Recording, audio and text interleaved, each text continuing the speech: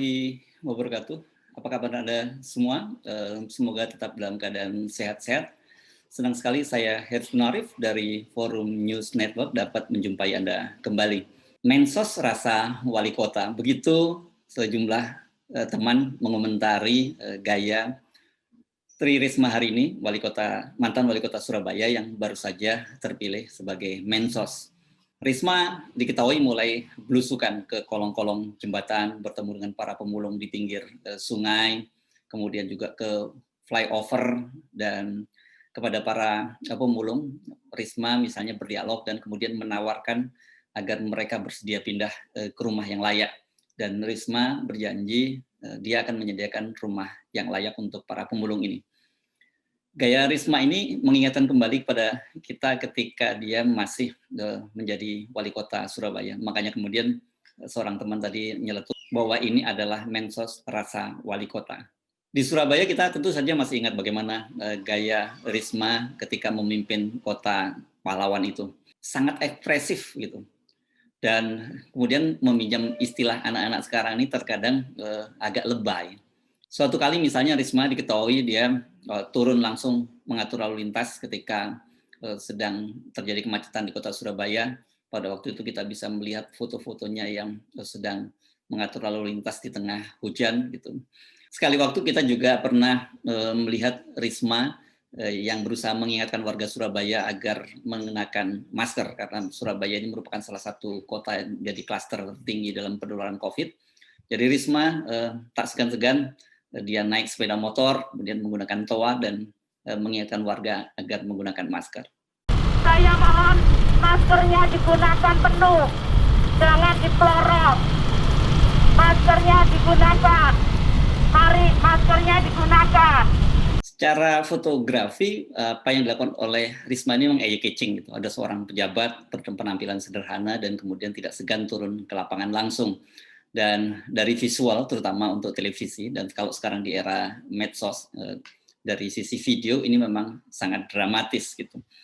Soal gaya Risma ini memang sebenarnya dia sudah mengingatkan kepada para pegawainya, tidak perlu merasa sungkan karena dia mengaku bahwa dia memang selalu datang pagi hari dan kemudian paling akhir. Dan satu kebiasaan yang dia tidak bisa tinggalkan, yakni dia sering mutar-mutar gitu, berputar-putar dulu sebelum pulang.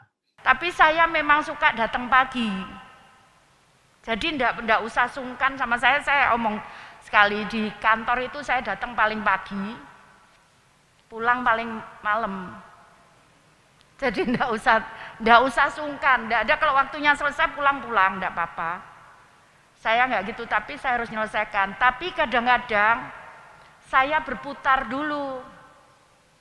Katanya Pak Menko ini, Bu Risma ojo dirubah. Lah karena saya enggak dirubah, saya juga kerjakan itu karena saya harus cari itu yang tadi saya sampaikan.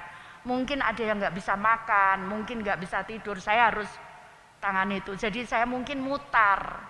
Makanya takut kalau saya nanti forradernya di depan, saya berhenti ketinggalan tuh forrader ngawal sopo.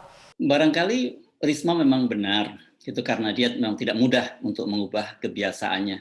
Bahkan sekalipun dia kini sudah melompat sangat tinggi. Coba bayangkan dari seorang wali kota di Surabaya, kemudian dia langsung menjabat sebagai seorang menteri sosial nih, sebuah jabatan yang sangat penting dan sekarang menjadi sorotan publik. Dari seorang wali kota langsung lompat menjadi seorang menteri.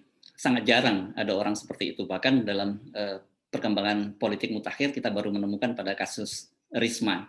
Biasanya orang melalui level gubernur dulu baru kemudian lompat menjadi seorang menteri. Jadi prestasi Risma ini kalau dibandingkan dengan Jokowi gitu, memang sampai level tertentu dia mengalahkan Jokowi. Kita tahu bahwa Jokowi sebelum menjadi dari wali kota Solo, dia juga kemudian sempat magang menjadi gubernur DKI Jakarta 2 tahun, barulah kemudian dia lompat ke Istana Merdeka pada Pilpres 2014 lalu. Sementara Risma yang hebat lagi bahwa dari wali kota kemudian menjadi menteri. Bukan hanya soal itu, kan kita tahu bahwa sebagai partai penguasa, partai paling besar di Indonesia, PDI ini banyak sekali tokoh-tokoh yang sedang mengantri menjadi menteri begitu. Jadi mengapa mesti Risma yang ditempatkan oleh Megawati menjadi menteri? Tentu saja Mega punya kalkulasi politik tersendiri. bukan hanya sekedar otak-atik bidak dan mengisi kekosongan yang ada. Pilihan pada Risma ini jadi pasti ada satu strategi jangka panjang yang sedang dipersiapkan oleh Megawati. Sebagai seorang grandmaster catur politik, Megawati tampaknya sedang menyiapkan satu strategi khusus. Jadi strategi lompatan politik ke depan. Ini seperti langkah kuda. Dia mengubah liability menjadi keuntungan. Ditangkapnya mantan Mesos Juliari ini bagaimanapun merupakan satu kerugian yang sangat besar bagi Megawati, terutama dari citranya sebagai Partai Wong Cilik. Dan kemudian dia mengubahnya menjadi sebuah keuntungan dengan mengangkat Risma menjadi pengganti Juliari. Sebenarnya kan kesalahan Juliari ini bukan karena dia melakukan korupsi bansos, tetapi karena dia tidak rapi dalam menjalankan korupsinya sehingga terpaksa ditangkap KPK. Berdasarkan pengalaman kan publik di Indonesia ini sangat senang dengan gaya kepemimpinan model Risma ini.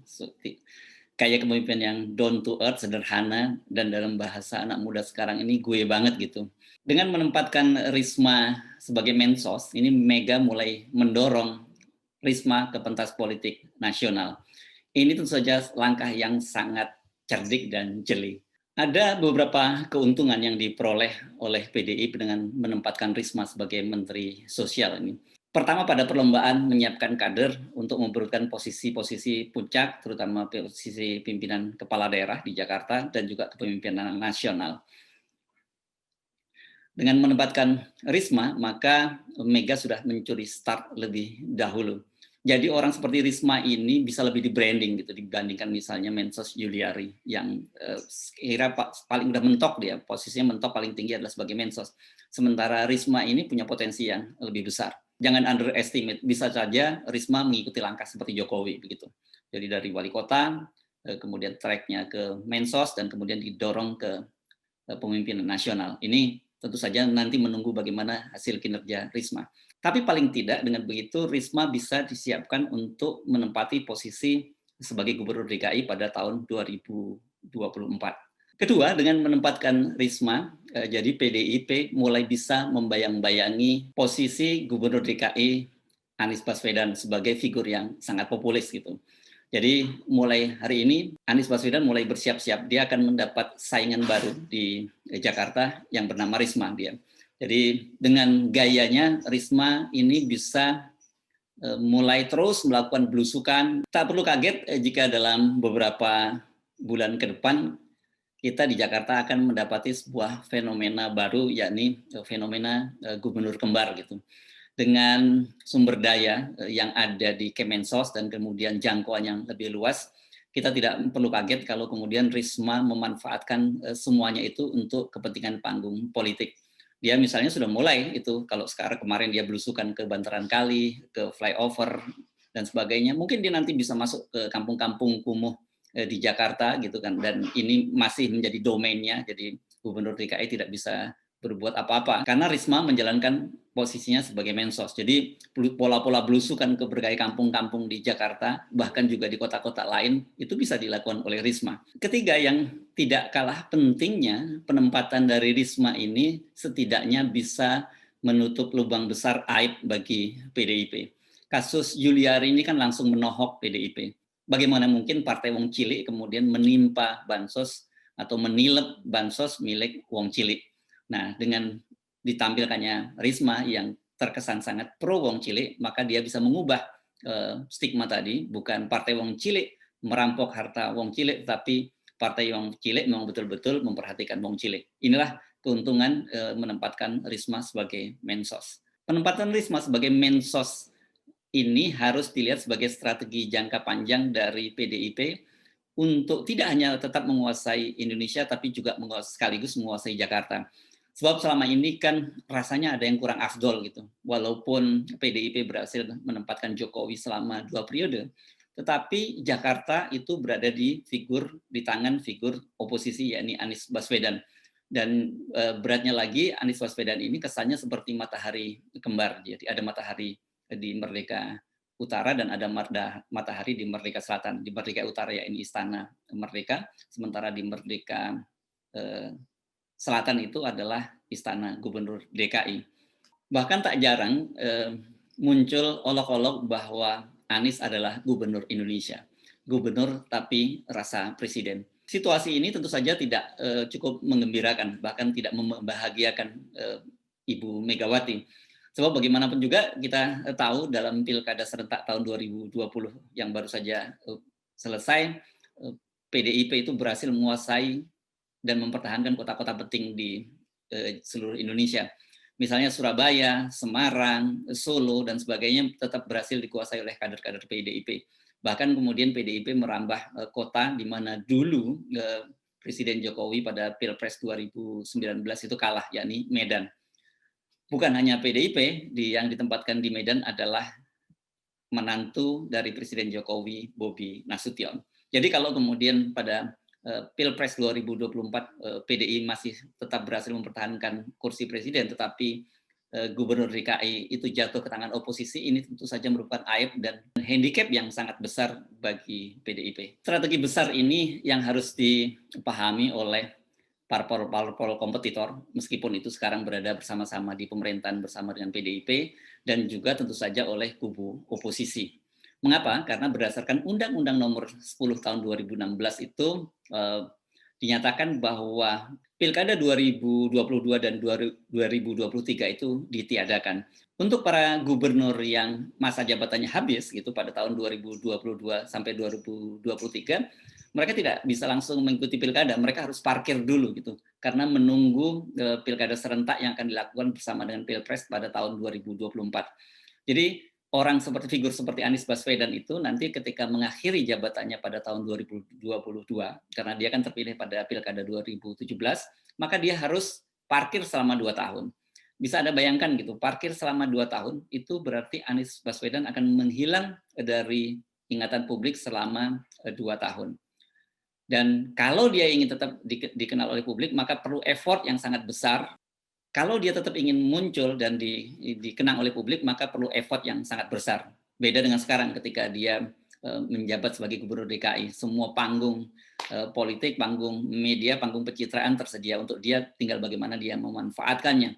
Nah, selama 2 tahun Anies parkir itu, Risma bisa menari sendirian gitu.